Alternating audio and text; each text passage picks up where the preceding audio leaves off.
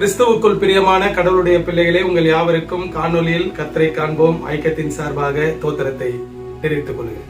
இந்த நாளுடைய சிந்தனை பிலிப்பியர் 2ஆம் அதிகாரம் 4வது வசனத்திலே, அவனவன் தனக்கானவைகள் அல்ல பிறனுக்கானவைகளையும் நோக்குவானாக.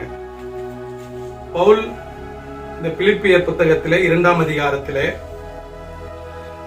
4வது வசனம் இப்படியாக எழுதப்பட்டிருக்கிறது. பிறனுக்காக நம்முடைய நோக்கங்கள் இருக்க வேண்டும். நமக்காக மட்டும் சிந்திப்பதும் நமக்காக வாழ்வதும் அது கிறிஸ்தவம் கிடையாது.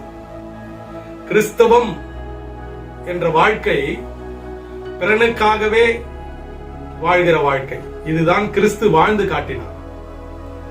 கிறிஸ்து வாழ்வில் இது பார்க்க முடிந்தது. அவர் பேசுவது மட்டுமல்ல, செயலில் காட்டுகிற கிறிஸ்துவாக இருந்தார். இதை மையப்படுத்தி தான் பவுலடிகளார் பிறனுக்காக நீங்கள் நோக்க வேண்டும், பிறருடைய வாழ்க்கையிலே நீங்கள் அக்கறை செலுத்த வேண்டும், அவர்களை குறித்து சிந்திக்க வேண்டும், அவருடைய தேவைகளை என்ன என்பதை ஆராய்ந்து பார்க்க வேண்டும், நமக்காகவும் வாழ வேண்டும், அது முக்கியம். ஆனால் கிறிஸ்து பவுலடிகளார் மூலம் நமக்கு சொல்லிக் கொடுப்பது, பிறனுடைய வாழ்க்கையில நாம் அக்கறை செலுத்த முன்வர வேண்டும்.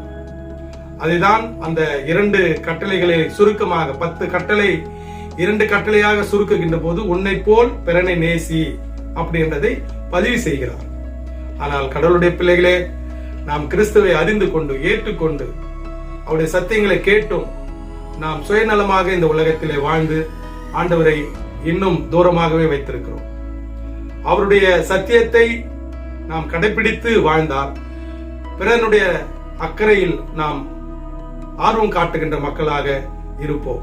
ஆனால் இந்த சத்தியத்தின் மூலமாக கிறிஸ்தவர்களாக வாழ்கின்ற நாம் பிறர் வாழ்க்கையில் நோக்கமும் அக்கறையும் அன்பும் பாசமும் உதவிகளும் செய்கின்ற கிறிஸ்தவர்களாக வாழ்வோம். நீ விசுவாசித்தால் தேவனுடைய மகிமை காண்பீர்கள்.